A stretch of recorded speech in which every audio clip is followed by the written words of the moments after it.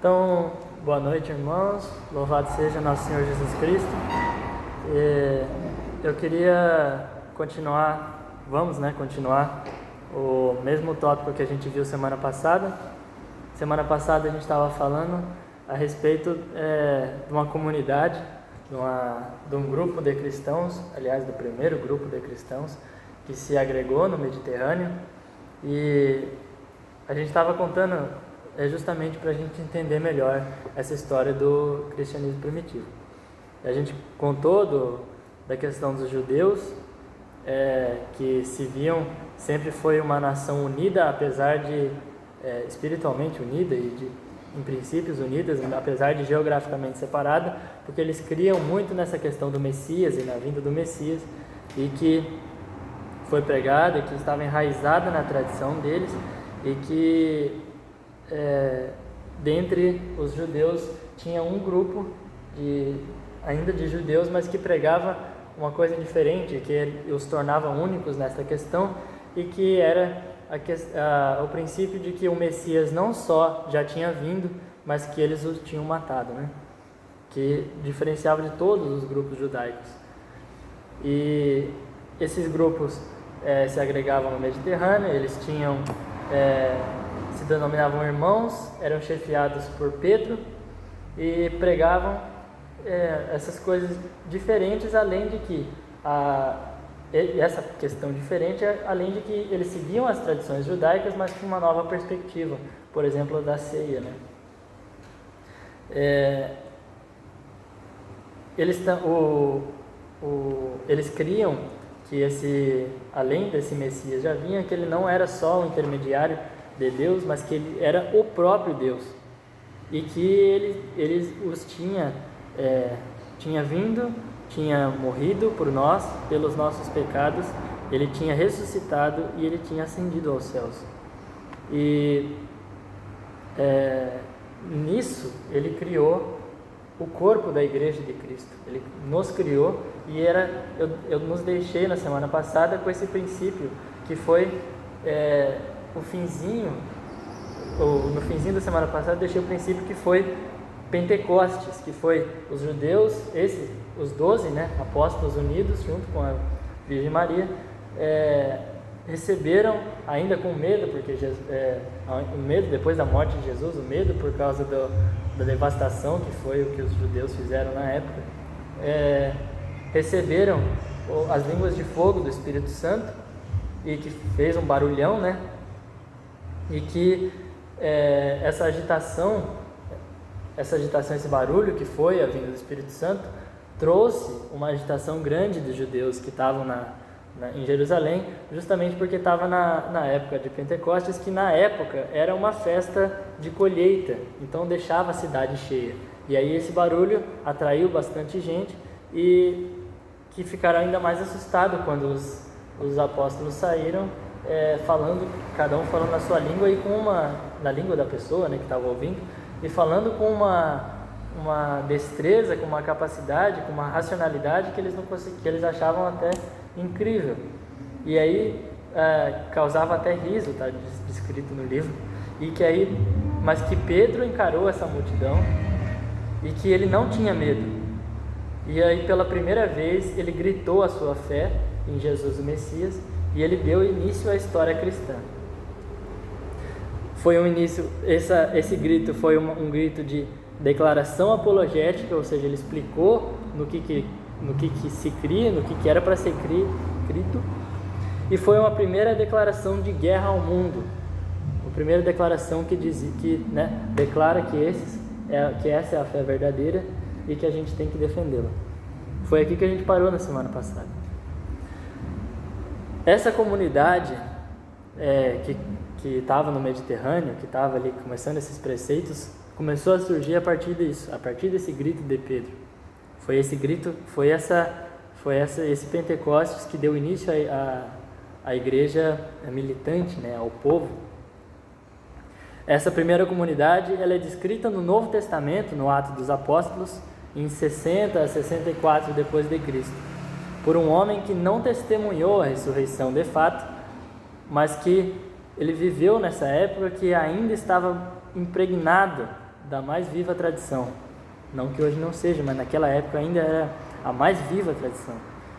Ele não tem nesses escritos a intenção de satisfazer a curiosidade histórica, mas sim de exaltar a fé. Ele não demonstra o brilho que jorra da pessoa de Jesus da mesma forma que os evangelhos diziam, né, da pessoa de Jesus, mas ele deixa muito mais claro o vazio que foi deixado depois que Jesus ascendeu. O número de pessoas que viviam nessa comunidade não é certo. São Lucas relata 120. São Paulo, em Coríntios, nos diz 500. E no primeiro discurso de Pedro, ele diz mais de 3.000 pessoas se converteram pela primeira vez, depois daquele grito. Mas, nós não sabemos ao certo esse número e nem sua evolução com o tempo. Não estou dizendo que esses números aqui são falsos, né?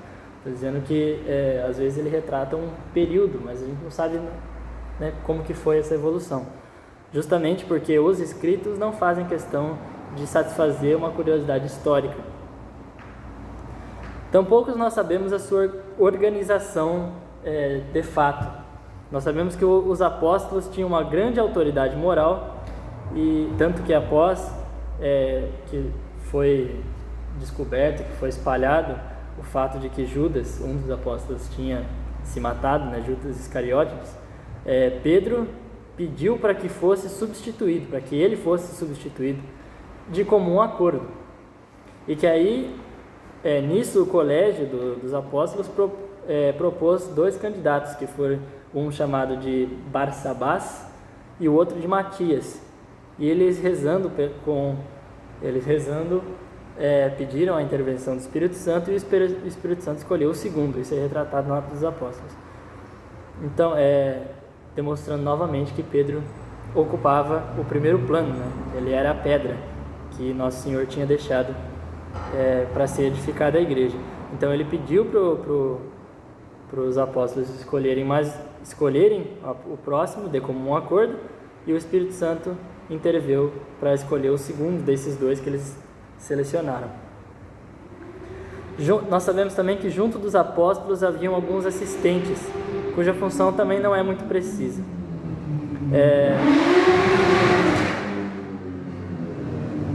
Nós podemos distinguir nessa época 3 práticas fundamentais. As 3 práticas eram o batismo com água, a imposição das mãos e o ágape fraterno. O batismo sempre foi visto como uma forma indispensável, e todo novo adepto o recebe no momento da admissão. Isso era enraizado no fato de que Jesus mandou, e Jesus de fato fez, né? Ele foi batizado por João Batista. Mas o rito cristão tinha características próprias. Ele era o batismo de penitência para purificação moral e para a remissão dos pecados, né? Eles faziam esse batismo em nome de Jesus. Tanto que teve até um episódio narrado por São Paulo, em que eles, chegando num povoado, descobrindo que eles eram batizados com a fórmula errada, e não era só com água, não era feito em nome de Jesus, ele refez o batismo daquele povo, dizendo em nome de Jesus, porque aquele batismo que eles faziam já não era o mesmo que os judeus faziam, que eram de fato um batismo, mas era um batismo de introdução.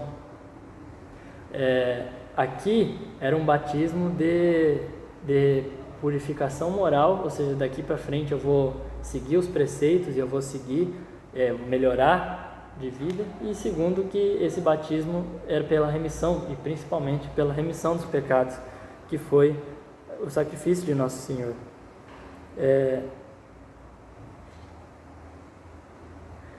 A segunda prática fundamental era a imposição das mãos.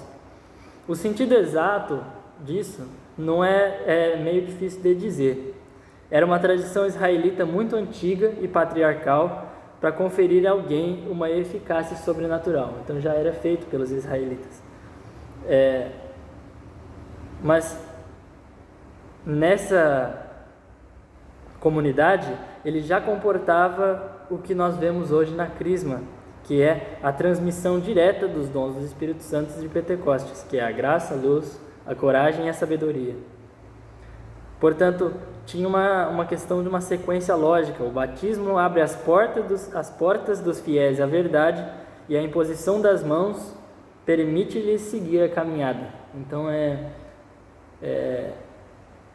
a passagem dos dons do Espírito Santo, né? De novo, é o mesmo rito já tradicional, mas com um novo significado, né?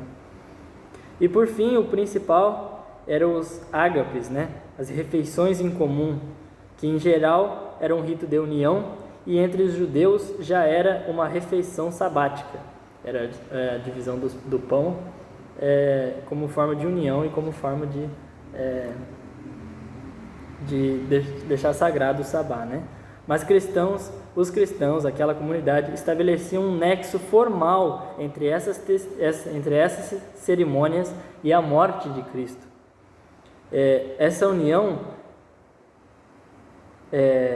unia o passado da raça deles, o passado do judaísmo, com o futuro da fé.